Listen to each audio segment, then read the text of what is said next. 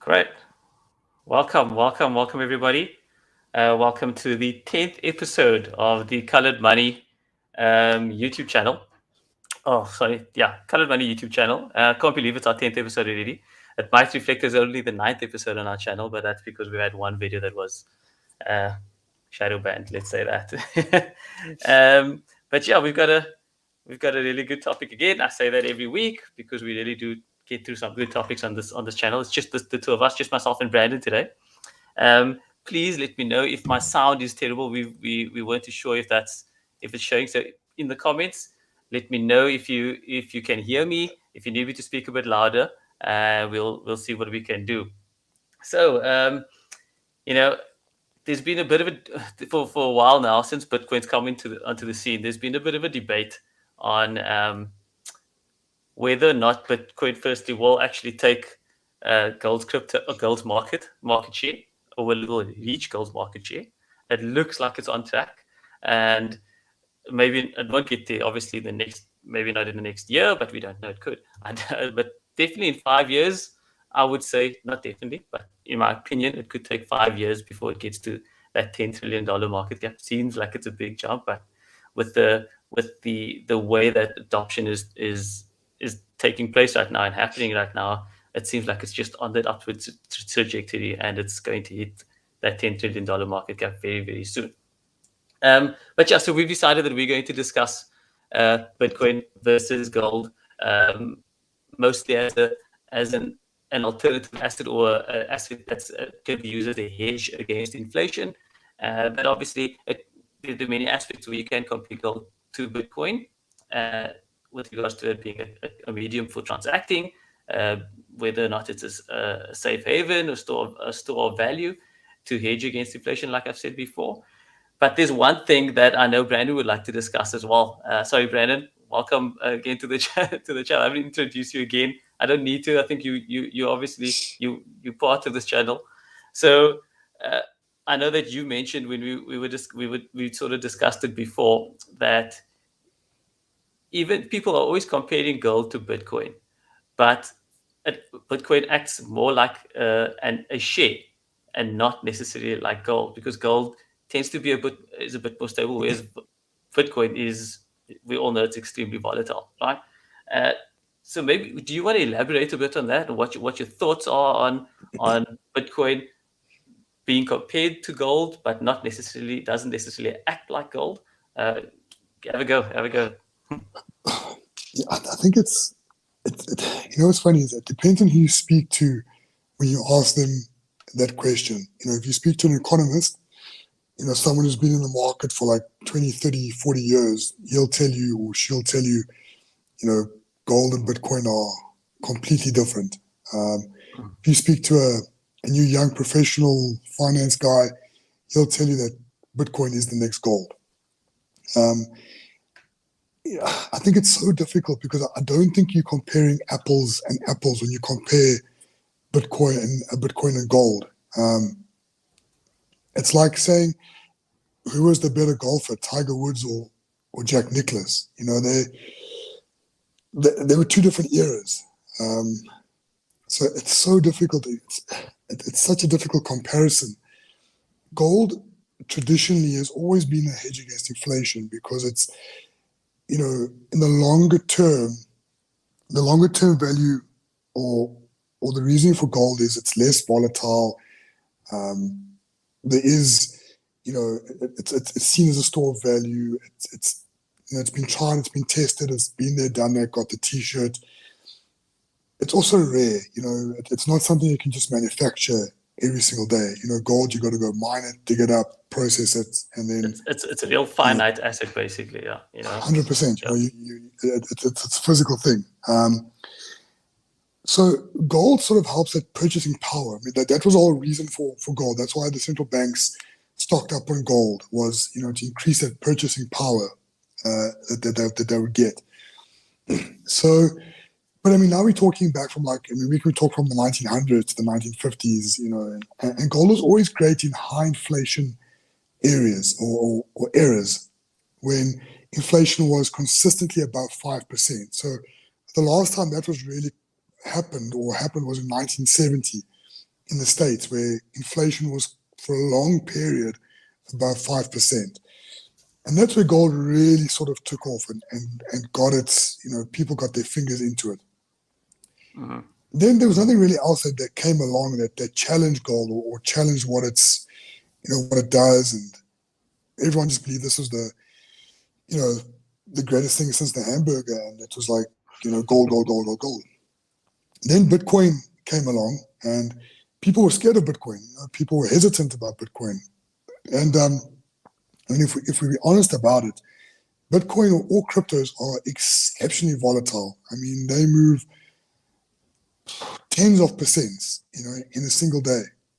Whereas, gold will move a part of a percent, a couple of basis points, that type of thing. You're not going to see wild swings in the gold price. So gold brings a bit of stability because it's been longer, it's been longer in the market. It's been in the market longer. It was an asset class, but cryptos are new. It's the new rage. It's everyone's getting into it. It's no one really knows how to define it or where it's sort of going to fit in the financial world. And just going back to your previous point there, where we said if you had to compare the movements, like if you had to plot Bitcoin on a graph versus gold on a graph, it's not going to be, you're not going to see like for like. It's not going to happen. But if you plot Bitcoin against like the S&P 500 or against Tesla or against Apple share price, you'll see that their movements and volatilities are very the same because they're speculative assets. So Bitcoin at the moment is still seen as very speculative, or cryptocurrencies are still seen as speculative. And that goes back to your other point where it says, I don't think it's just about market cap or how big the market is to determine whether this becomes the next gold. It's got to do with the volatility. People won't see it as a new gold because gold, again, as we go back to the definition, is stable. It's a hedge. A hedge is something that decreases your risk. Bitcoin or cryptocurrencies are not seen as something that decreases risk at the moment. It's all speculative. So it's definitely something that's going to take a bit of time to get used to. And it's going to take a few years and a couple of years before we see Bitcoin compared to or becomes the gold. But also what we need to sort of, when you look at it or you dive into it is gold, or should I say Bitcoin, the amount of money in Bitcoin, the flows that we're seeing, the funds into Bitcoin, it's difficult to say whether people are getting out of gold and into Bitcoin because there's no measure. You can't track that. You can't track, I haven't seen a thing that can show you how much money is actually, I can tell how much money is, the flows that have left gold, but that doesn't necessarily mean that money's gone into cryptocurrencies. But again, agreed, yeah. No, you go ahead. You finish your sentence, sorry. I think the reason people think that Bitcoin is a new gold is, I think it just got this connotation of, it's a gold coin, so it must be the new gold, or because it's decentralized, it adds, maybe people want to compare it as that type of asset class, as sort of gold. So it will get there. I think it will get to the point where it will, cryptos or Bitcoin will become. It'll get to the point where its market cap is equal to gold's market cap. But I agree with you. I don't think it's necessarily going to replace gold. I think that's a discussion that started probably many years ago, by Bitcoin Maxi saying they're going for gold's market cap. And it's sort of just faltered toward to people saying it's going to replace gold as a store of value. I agree that it will eventually get to the point of it being a store of value, and it already is a store of value. But in terms of it being a better hedge against inflation, I don't know. There's just too many factors to consider that are not necessarily in its favor. Like you mentioned, the fact that it's extremely volatile, and a safe haven. The definition of a safe haven is something that remains stable and increases in value during volatile times in the markets, and something that and gold is, firstly, it's not necessarily correlated to the stock markets or any of the other financial markets. Whereas with Bitcoin, should the S&P 500 crash quite a bit based on history now, it's there's a good chance that Bitcoin and the crypto markets will take a dump as well, and might even dump further than what the S&P 500 does, which shows that to some extent it is correlated to the stock markets, right? And if you during volatile markets and during volatile times, people, if they don't necessarily want to run to the dollar, the US dollar, which is historically been the safest haven out there, well, excluding gold, if they don't want to go to the dollar and they want to run away from the stock markets, they tend to go to gold because, like you've mentioned, it fluctuates minimal percentages at a time, whereas Bitcoin, like you said, could go 10% in an hour, right? Up or down. So with regards to it being Bitcoin being a safe haven, replacing gold as a safe haven, I think that gold probably wins on that.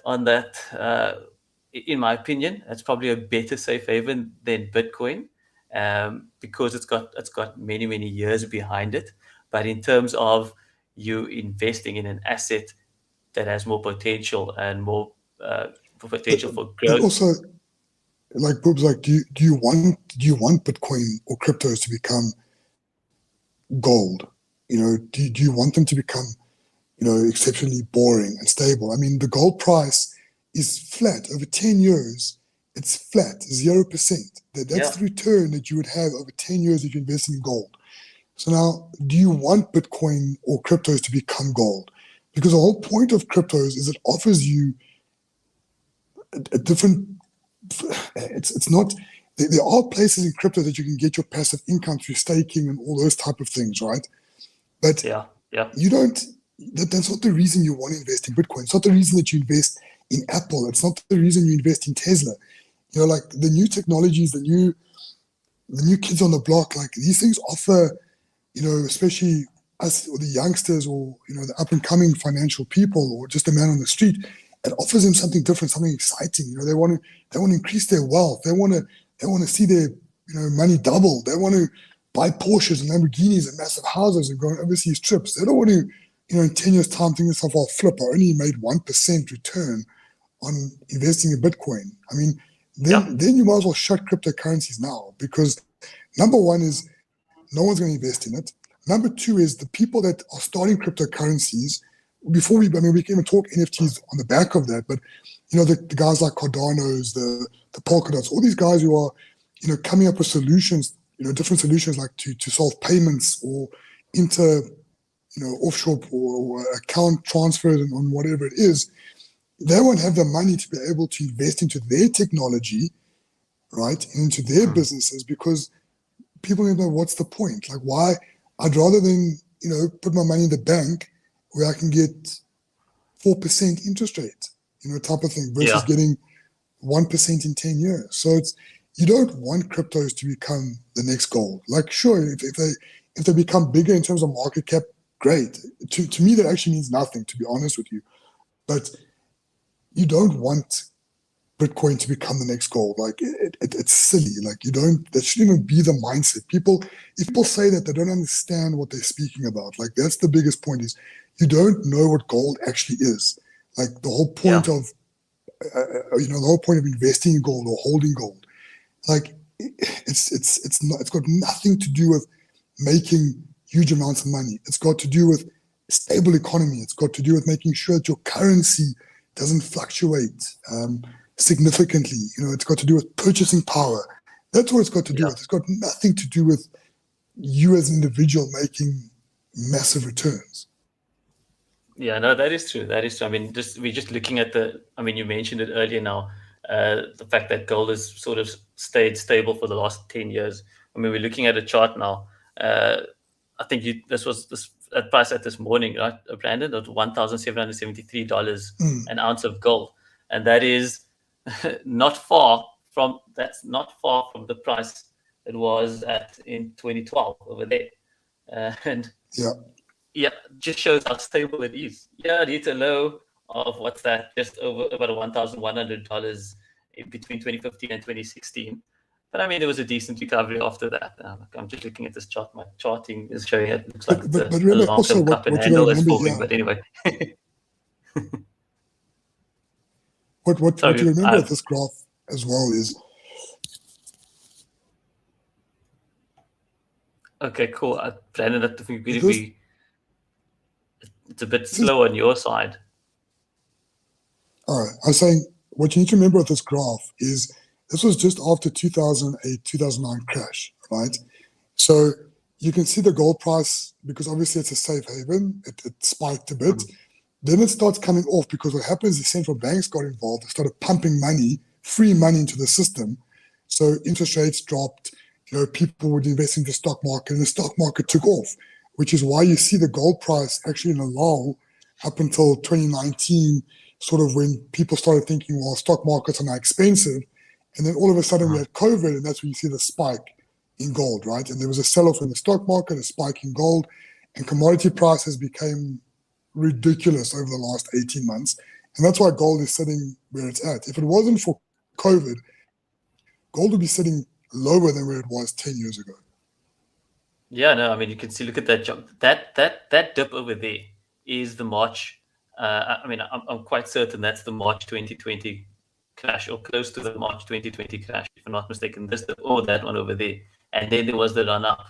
Then there was the run up after that, and that was probably mid 2020, and then Yeah. people started moving out back into the stock market and back and into the cryptocurrency market. So this, I mean, it's a speculative statement that I'm going to make, but this could indicate that maybe the money was actually flowing out of gold back into the stock market and into cryptos and Bitcoin. But I mean, it's just me thumb sucking and making my own estimates over here as well, showing that it's after overheating over $2,000, it's come back down to $1,700.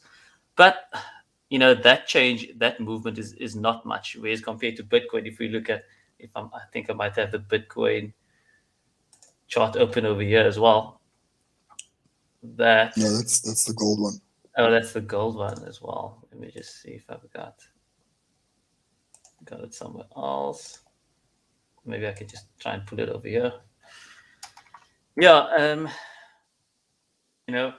that there's a few questions that we need to ask. Bitcoin.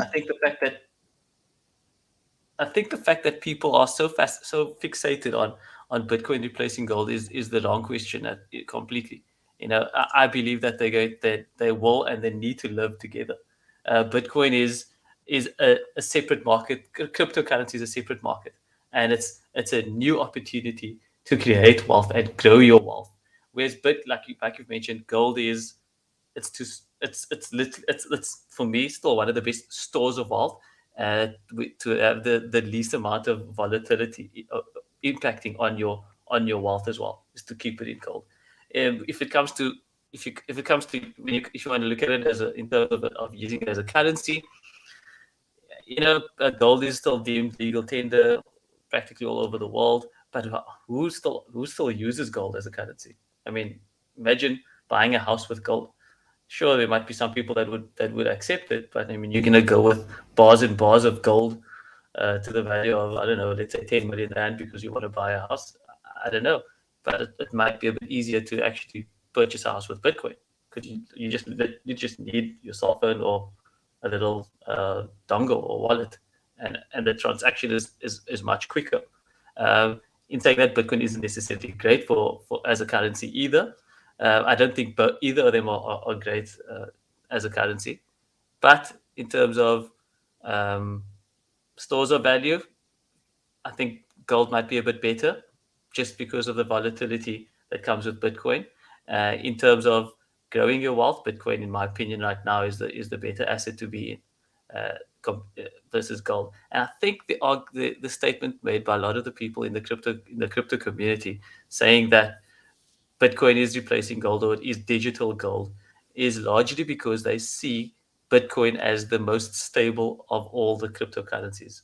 Uh, Even though Bitcoin is extremely volatile, it is the most stable of all the cryptocurrencies. So that in its own, yes, it might be a stable digital currency, but compared to gold, it is still extremely volatile. And maybe that's why you and I, as millennials or as younger people, would prefer to invest in the cryptocurrency market because of the fact that it has so much more upwards potential. And you get your boomers and your older people who generally aren't necessarily looking to grow their wealth all that much, but they're looking to secure their wealth. They prefer investing in gold because they're looking to retain and secure their wealth. Yeah. Um, just with regards to which one you would buy right now based on your situation, Brandon. I mean, if you were looking to advise someone on that's our age, right, and they're looking to secure, let's say, 20% of their wealth, but they want to grow a bit more of their wealth. How would you advise they allocate certain funds to gold, the equity market, and to cryptocurrency, or let's say Bitcoin for that matter, if they only want to be exposed to Bitcoin? You know, Bobs, I wouldn't even touch gold, to be honest. I think, Really?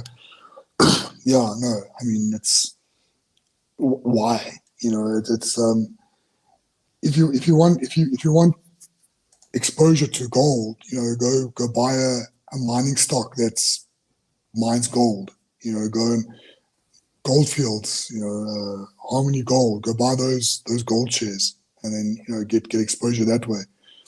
But because at least there's potential growth in by holding this a gold stock, right? More growth than yeah, physical gold itself. 100%. You know, even like Kruger Rands. Remember, I mean, when I was a kid, I mean, Kruger Rands were like the big thing. You know, everybody wanted to get a hold of Kruger Rands, and then it was fun. Then it was great because, I mean, if you had held a Kruger Rand from 20 years ago or 25 years ago, I mean, you would have done quite nicely. I mean, it would be. But again, the reason for holding a Kruger Rand was the hedge. It was the stability. It was, okay, well, gold's not going anywhere. There's always going to be a value associated to having gold. You know, there's always going to be a demand for gold. You know, people, especially, I'm looking at the Indian market. I mean, they consume so much gold just for their jewelry. I mean, it's ridiculous. So, you know, there's always a demand for gold. So people see that as, you would never buy your Kruger Rand or your Kruger coins or your whatever coins because you thought this is going to make you 1,000% in 2 years' time. You know, that's not the reason you would buy those coins. But cryptos, on the other hand, you would do that. Cryptos, you would say, okay, cool. I'm in here.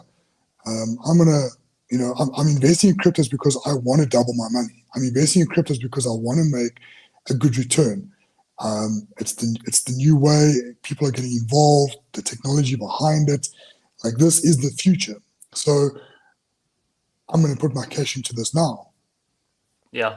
That's so for me, that's really where I would be looking. You know, even the stock market. It's so funny because if you compare the stock market to the cryptos, even then, I mean, the stock market is more stable than, you know, the crypto market. So you'd be like, well, okay, for less volatility, I'll invest in the stock market, and then, you know, my riskier stuff will go into cryptos. But as time goes on, as the years progress, and we become more au fait with cryptos, and we become used to it, and we understand the wallets and the buying and the selling and the staking of different things and what these cryptocurrencies are doing and problems that they're solving, it's going to become mainstream everywhere. And then it'll be a different conversation, because are we going to see And that'll bring cryptocurrencies stability to the market as well.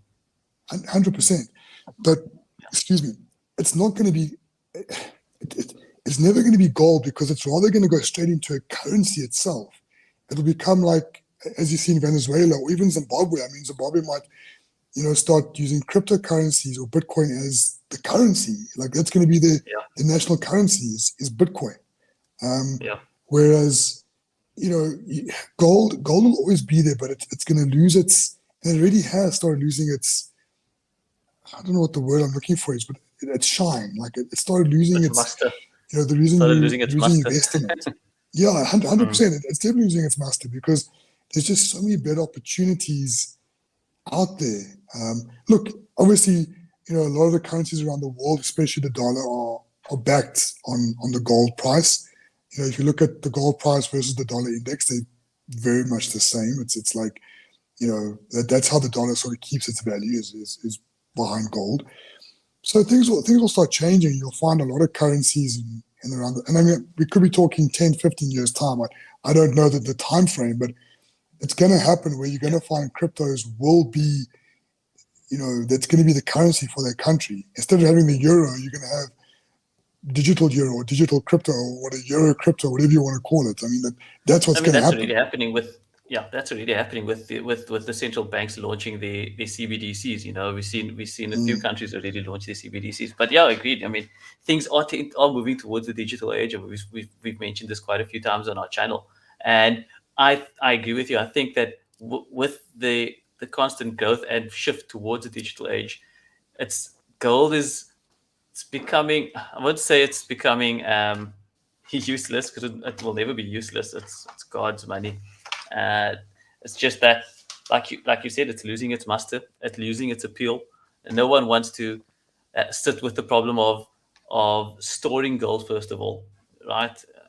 Because you're sure you're storing your wealth in gold, and it's sort of securing your wealth, but you have to store it somewhere. If you want to store it at home, you have to make sure you have a secure home. And if you want to store it at a bank or some vault, it's going to cost you quite a bit as well to store it. Right? Whereas with crypto, you can store it on your cell phone, right? And yes, and it is actually quite secure. Sure, there are problems with regards to you getting hacked, but that's down to you as the individual actually losing the money yourself most of the time. I think that there's just a few things that we needed to compare. I don't think we need to drag this conversation on for too long. I think that mostly it's down to you as an individual. What do you want to invest in? And I think, like we've mentioned early on, us as the younger people, we would prefer investing in Bitcoin. Let's say if it was just Bitcoin versus gold, we'd probably prefer investing in Bitcoin because we'd like to grow our wealth. But also it depends on your financial situation. If you're someone that's 30 years old and you're already a multimillionaire, you probably want quite a bit more exposure to you want some exposure to gold as well because you want to secure that wealth, right? And if you're an older person, you that's already made some sort of wealth. I mean, you've worked quite hard and you've gotten a really good retirement package. It's probably better for you to have a lot more, or not I'd say probably a lot more exposure towards gold than someone who is 35 years old still working in the industry. So it's down to what you need, who you are, what your situation is, and what you want. And then if you are if you are looking to use it to transact, I would say that for me, gold is not necessarily a good tool to transact with. It's legal tender, yes. Bitcoin is not necessarily legal tender in most countries, but it's still an easier method to transact with. It's an easier currency in my opinion. I don't know if there's anything that you wanted to say, Brandon. Was there anything that you wanted to mention just before we go? We can keep this video as short as we can. Yeah, no, all good from our side. Yeah, that's it basically. Guys, just before we go, actually, I want to say thank you to those of you that have supported us and watching our other videos as well. Some of our videos have really taken off, and it's been amazing. Thanks. We've got a couple of thousand views on some of our videos, and I did, however, notice that many of you are not subscribed. So please, if you're watching, hit the subscribe button as well. It doesn't cost you anything. It's free. It's not like you're subscribing to pay to watch our videos. You're just subscribing so that we list as one of your favorite channels on YouTube. Hit the like button, obviously, and click the bell notification button as well, so that you actually get notified of when we launch a new video. I know that we haven't been great over the last 2 months with regards to sticking to our weekly video. That's done. I'll take the blame for that. We've just been really, really busy, but now things have quietened down a bit. So hopefully we will do the 1 week video more regularly now, at least for the next few months. But thanks very much. Yeah, always last thing. Whatever we say should not be considered financial advice. It's merely our financial opinion. Speak to a registered financial advisor before you make any financial decisions. Don't use what we say to make any financial decisions. But maybe think about it. Okay. Anyway, cheers, Brandon. Thanks very much. Ciao, Bye, guys. everyone. Bye.